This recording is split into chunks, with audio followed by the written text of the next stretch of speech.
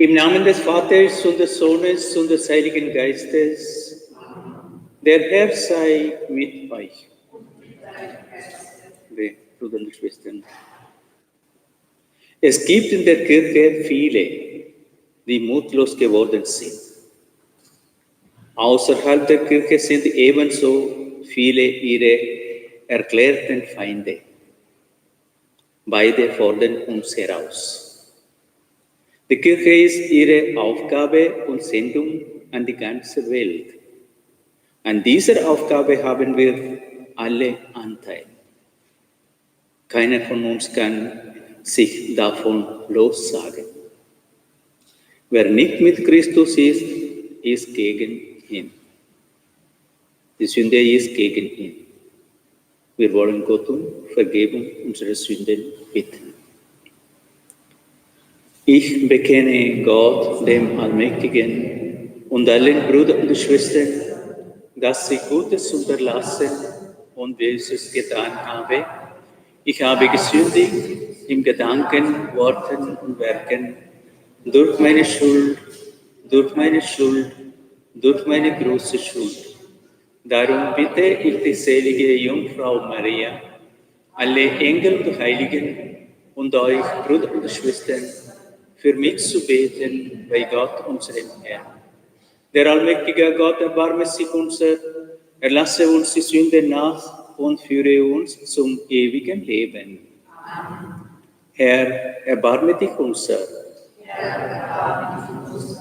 Christus, erbarme dich unser. Herr, erbarme dich unser. Ehre sei Gott in der Höhe.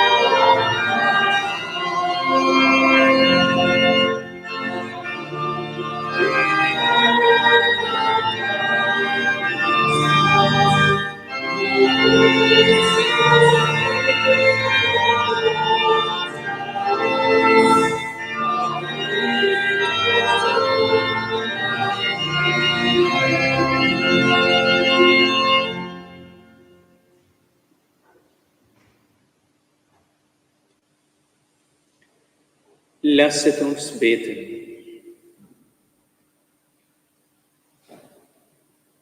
Gott, du unsere Hoffnung und unsere Kraft. Ohne dich vermögen wir nichts. Sieh uns mit deiner Gnade bei, damit wir denken, reden und tun, was dir gefällt.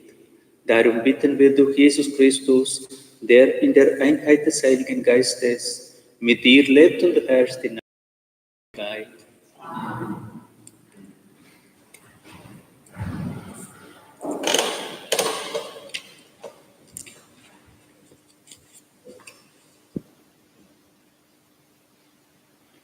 Ein Volk, das mitten in dieser Welt lebt und nach der Weisung Gottes glaubt und lebt, muss ein Zeugnis sein für die anderen, die nicht glauben.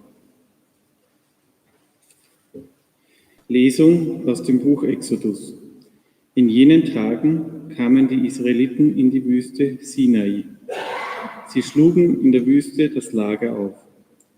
Dort lagerte Israel gegenüber dem Berg. Mose stieg zu Gott hinauf. Da rief ihm der Herr vom Berg her zu: Das sollst du dem Haus Jakob sagen und den Israeliten verkünden. Ihr habt gesehen, was ich den Ägyptern angetan habe, wie ich euch auf Adlerflügeln getragen und zu mir gebracht habe. Jetzt aber, wenn ihr auf meine Stimme hört und meinen Bund haltet, werdet ihr unter allen Völkern mein besonderes Eigentum sein. Mir gehört die ganze Erde. Ihr aber sollt mir als ein Königreich von Priestern und als ein heiliges Volk gehören. Wort des lebendigen Gottes.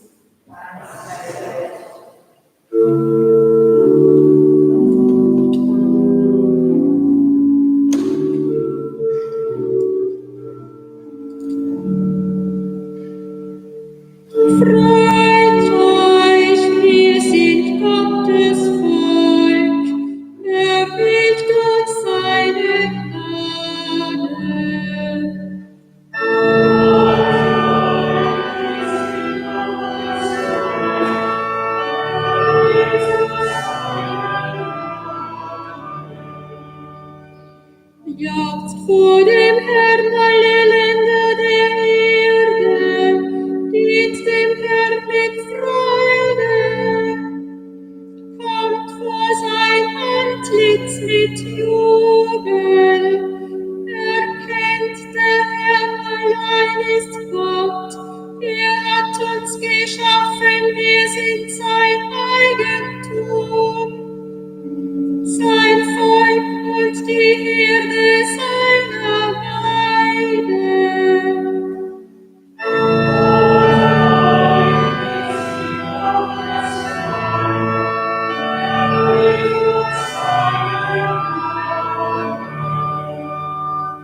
Tretet mit Dank durch seine Tore ein, kommt mit Lobgesang in die Vorhöfe seines Tempels. Dankt ihm, preist seinen Namen, denn der Herr ist gütig, ewig wird seine Huld. Von Geschlecht zu Geschlecht seine Treue.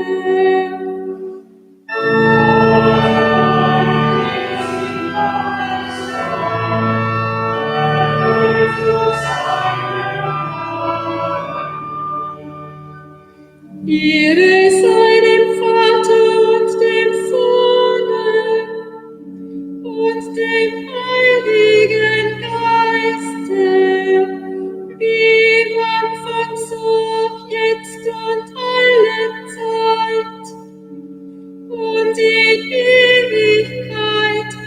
Amen.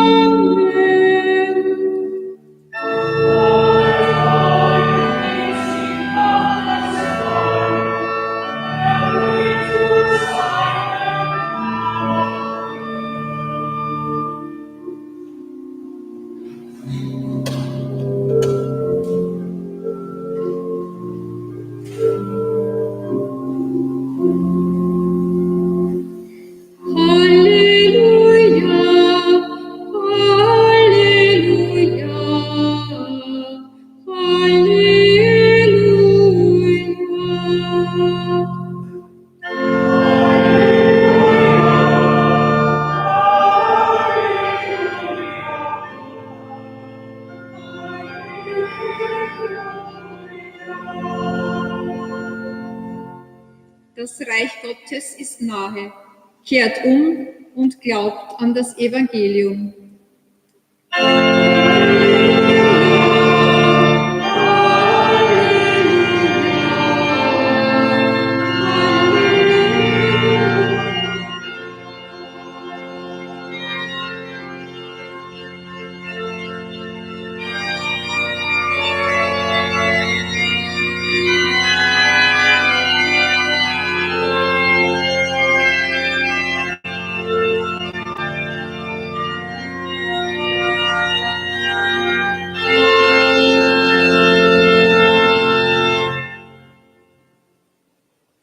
Der Herr sei mit euch.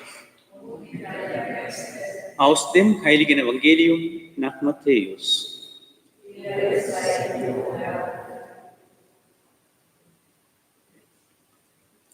In jener Zeit, als Jesus die vielen Menschen sah, hatte er Mitleid mit ihnen, denn sie waren müde und erschöpft, wie Schafe, die keinen Hirten haben. Da sagte er zu seinen Jüngern: Die Ernte ist groß, aber es gibt nur wenig Arbeiter. Bittet also den Herrn der Ernte, Arbeiter für seine Ernte auszusenden. Dann rief er seine 12 Jünger zu sich und gab ihnen die Vollmacht, die unreinen Geister auszutreiben und alle Krankheiten und Leiden zu heilen. Die Namen der 12 Apostel sind an erster Stelle Simon, genannt Petrus, und sein Bruder Andreas. Dann Jakobus, der Sohn des Zebedäus, und sein Bruder Johannes. Philippus und Bartholomäus, Thomas und Matthäus, der Zöllner, Jakobus, der Sohn des Alpheus, und Thaddäus, Simon Kananäus und Judas Iskariot, der ihn ausgeliefert hat.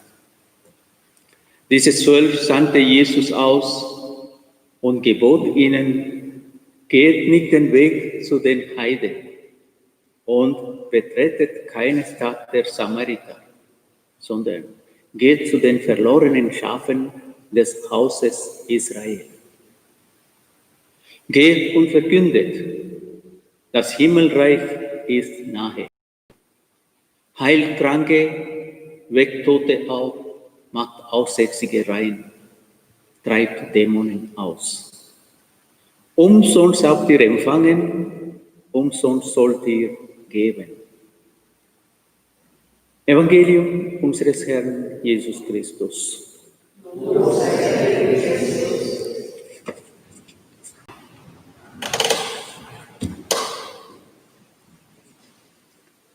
Bitte den Herrn der Ernte, Arbeiter für seine Ernte auszusenden. Jesus wünscht sich heute von uns ein Bittgebet. Da werden die Meinungen schon auseinandergehen. Die einen sagen, es hilft, die anderen, es hilft nicht. Dabei haben vielleicht beide recht. Bei einem hilft es, bei anderen nicht. Fragt sich nur, warum? Warum erhöht er aber die einen und andere wieder nicht? Beim lieben Gott ist es so ähnlich wie beim Kind, bei einem Kind, das zu den Eltern mit einer Bitte kommt. Die Eltern hören sich erst die Bitte einmal an. Sie werden sich die Frage stellen: Ist es eine vernünftige Bitte? Können wir es uns leisten? Können wir es erfüllen? Ist es für das Kind von Vorteil? Schauen Sie sich das Kind an. Braucht es das Kind wirklich? Ist das Spielzeug zum Beispiel unbedingt notwendig? Hat es wirklich schon lange keine Schokolade mehr bekommen? Und drittens, wie formuliert das Kind die Bitte? Sagt es wirklich Bitte oder fordert es nur? Ich glaube, Gott schaut sich einmal unsere Bitte an. Er wirft einen Blick auf den Inhalt der Bitte. Da gibt es nun verschiedene Bitten. Es gibt irdische und himmlische Bitten. Es gibt gescheite und törichte Kinderwünsche. Zum Beispiel, Gott soll nur schnell vertuschen, was man durch eigene Dummheit angestellt hat. Auch bei gescheiten Wünschen sieht Gott unsere Bitten mit ganz anderen Augen als wir. Er prüft, ob unser Wunsch mit seinen Plänen mit uns zusammenpasst.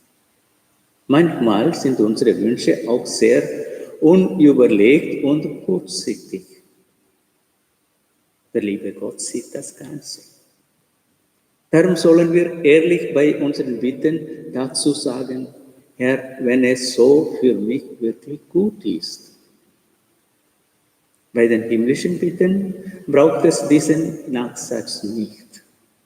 Wenn wir bitten um mehr Glauben, um mehr Liebe, um mehr Geduld, passt das mit den Plänen Gottes zusammen. Vorbild soll immer das Bitten Jesus sein mit dem Nachsatz, aber nicht mein Wille, sondern dein Wille geschehe. Einer, der sich nicht ändern will, wird nicht so leicht erhört bitten, als wie der arme Zöllner, der sein Gott sei mir sündiger, gnädig stand. Gott schaut auch auf die Art und Weise, wie der Mensch seine Bitten vor ihm bringt. Der Ton mag die Musik sagen. Wenn ein Kind fordert zur Mutter kommt, mit Fordern zur Mutter kommt, wird es wahrscheinlich die Granit heißen. Andächtig beten, bewusst beten, versuchen wir, unser ganzes Herz sprechen zu lassen, wenn wir erhört werden wollen. Nicht gleich den Mut verlieren und wieder aufhören. Die Ausdauer ist eine ganz wichtige Tugend beim Bittgebet. Gott wird nicht böse, wenn wir oft eine Bitte wiederholen. Vertrauensvoll die Bitte Gott darlegen. Er ist wirklich der liebevolle Vater, der nur das Beste für uns will. In diesem Sinn wollen wir den Wunsch Jesu ernst nehmen und in der Weise bitten und beten. Bitte den Herrn, und er wird es uns gewähren und erfüllen. Amen.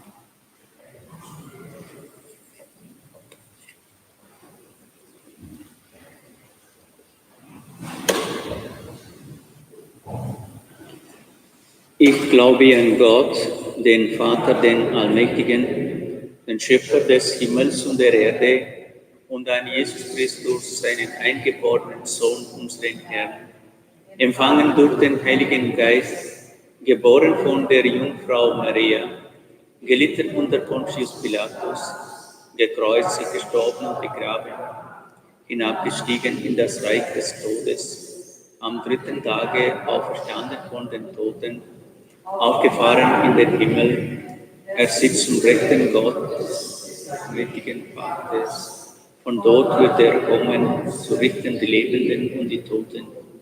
Ich glaube an den Heiligen Geist, an die heilige katholische Kirche, Gemeinschaft der Heiligen, Vergebung der Sünden, Auferstehung der Toten und das ewige Leben. Amen.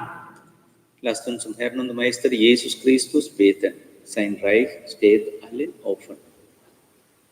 Herr Jesus Christus, sende Arbeiter und gib deiner Kirche Priester und Ordensleute für die Aufgaben deines Reiches.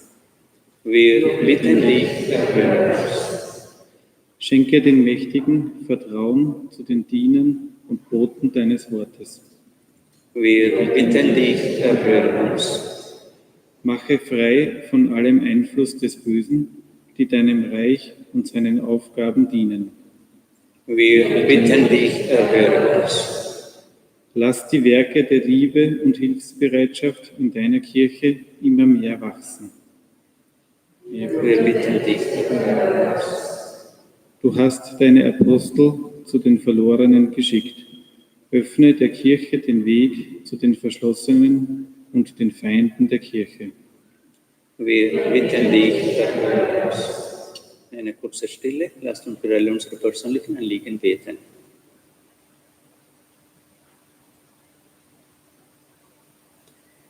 Wir bitten dich für unseren Verstorbenen.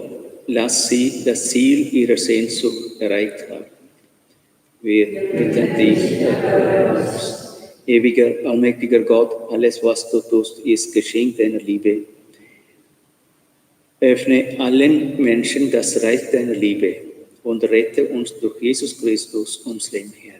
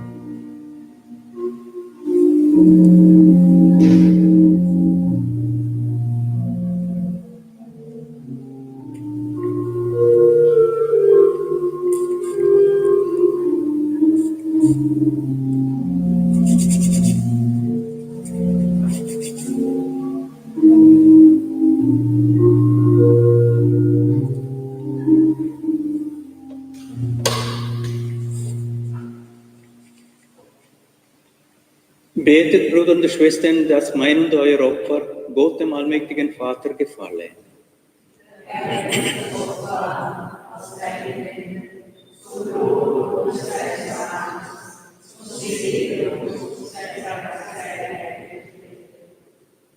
Herr, durch diese Gaben nährst du den ganzen Menschen. Du gibst dem irdischen Leben Nahrung und dem Leben der Gnade Wachstum. Lass uns daraus immer neue Kraft schöpfen für Seele und Leib. Darum bitten wir durch Jesus Christus, unseren Herrn. Amen. Der Herr sei mit euch. Erhebet die Herzen. Lasset uns danken dem Herrn, unserem Gott. In Wahrheit ist es würdig und recht, dir, allmächtiger Vater, zu danken und deine Größe zu preisen. Du bedarfst nicht unseres Lobes. Es ist ein Geschenk deiner Gnade, dass wir dir danken. Unser Lobpreis kann deine Größe nicht mehren, doch uns bringt es Segen und Heil durch unseren Herrn Jesus Christus. Durch ihn rühmen wir jetzt und in Ewigkeit dein Erbarmen und singen mit den Chören der Engel das Lob deiner Herrlichkeit.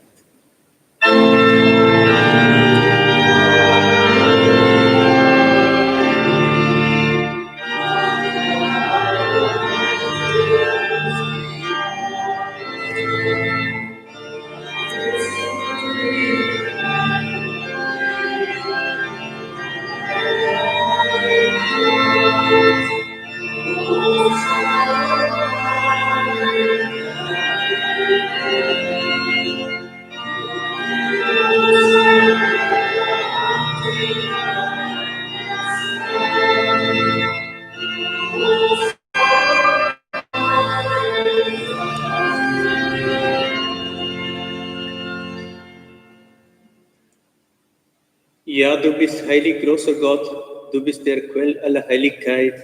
Darum kommen wir vor dein Angesicht und feiern in Gemeinschaft mit der ganzen Kirche den ersten Tag der Woche als den Tag, an dem Christus von den Toten erstanden ist. Durch ihn, den du zu deiner Rechten erhöht hast, bitten wir dich, allmächtiger Gott, sende deinen Geist auf diese Gaben herab und heilige sie, damit sie uns werden, Leib und Blut deines Sohnes, unseres Herrn Jesus Christus.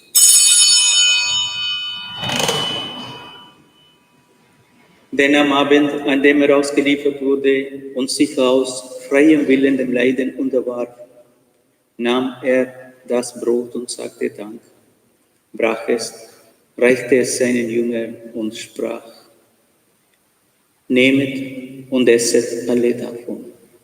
Das ist mein Leib, der für euch hingegeben wird.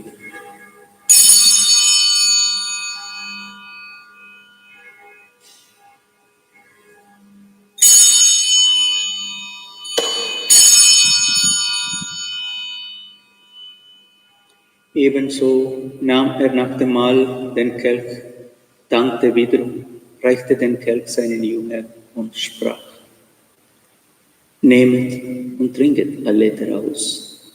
Das ist der Kelch des neuen und ewigen Bundes, mein Blut, das für euch und für alle vergossen wird zur Vergebung der Sünden.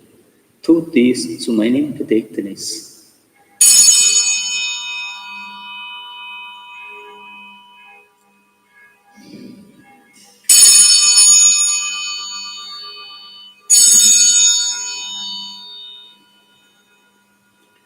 Geheimnis des Glaubens, deinen Tod, o Herr, verkünden wir, und deine Auferstehung Darum, gütiger Vater, feiern wir das Gedächtnis des Todes und der Auferstehung deines Sohnes und bringen dir so das Brot des Lebens und den Kelch des Heiles dar. Wir danken dir, dass du uns berufen hast, vor dir zu stehen und dir zu dienen. Wir bitten dich, schenke uns Anteil an Christi Leib und Blut und lass uns eins werden durch den Heiligen Geist. Gedenke deiner Kirche auf der ganzen Erde und vollende dein Volk in der Liebe, vereint mit unserem Papst Franziskus, unseren Bischof Christoph und allen Bischöfen, unseren Priestern und Diakonen und mit allen, die zum Dienst der Kirche bestellt sind. Gedenke unserer Brüder und Schwestern, die entschlafen sind in der Hoffnung, dass sie auferstehen.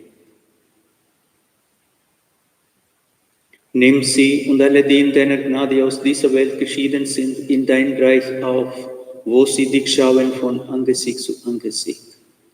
Vater, erbarme dich über uns alle, damit uns das ewige Leben zuteil wird, in der Gemeinschaft mit der seligen Jungfrau und Gottesmutter Maria, mit deinen Aposteln und mit allen, die bei der Gnade gefunden haben von Anbeginn der Welt, das würdig loben und preisen durch deinen Sohn, Jesus Christus.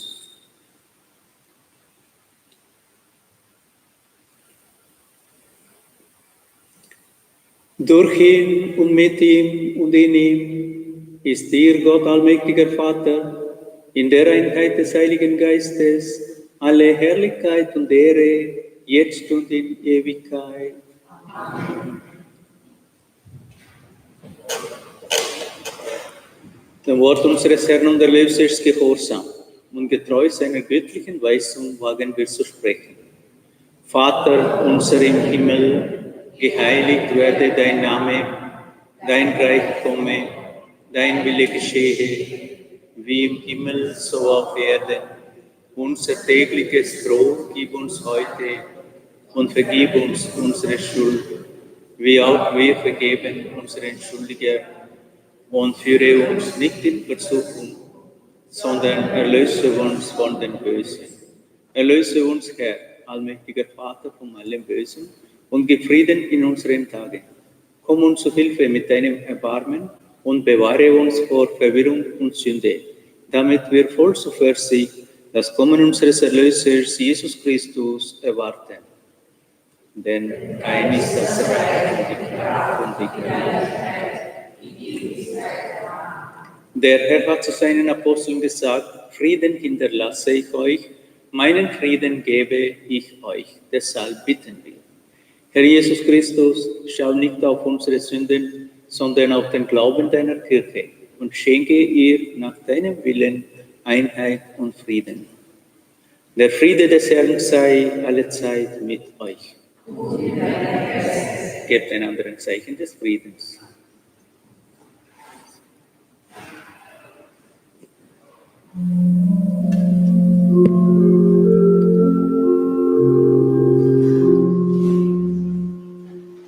Lamm Gottes,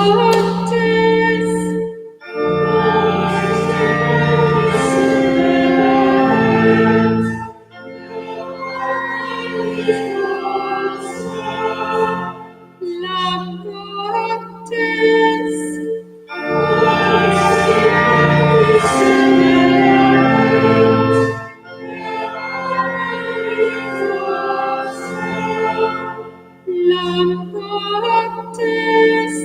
du nimmst die Vergessene Welt, gib uns deinen Frieden.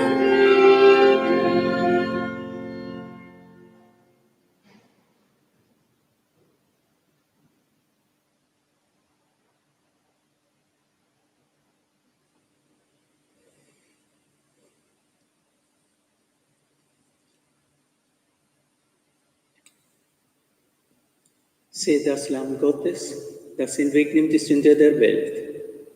Herr, ich bin nicht würdig, dass du eingehst unter mein Dach, aber sprich nur ein Wort, so wird meine Seele gesund. Wer von diesem Brot isst, wird in Ewigkeit leben.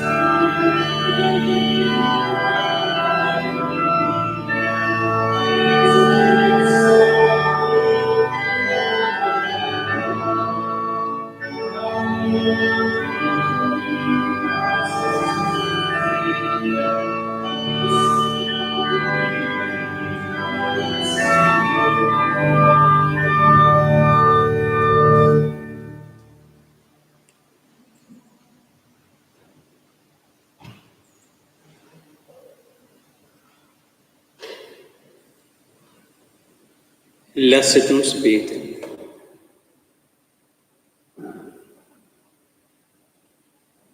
Herr unser Gott, das heilige Mahl ist ein sichtbares Zeichen, dass deine Gläubigen in dir eins sind.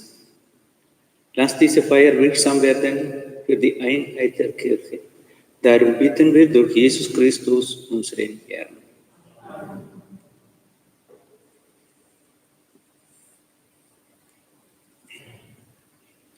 Morgen um 8:30 Uhr Heilige Messe. Dienstag um 19 Uhr Heilige Messe. Mittwoch um 19 Uhr Heilige Messe für die Verstorbenen. 1. bis 30. Juni. Donnerstag um 19 Uhr Heilige Messe. Intentionen möglich. Samstag um 19 Uhr Vorabendmesse wird live übertragen. Intention möglich. Die ewige Lichter brennen für verstorbene Anna und Ludwig Frank und für verstorbene Johann Kirchner.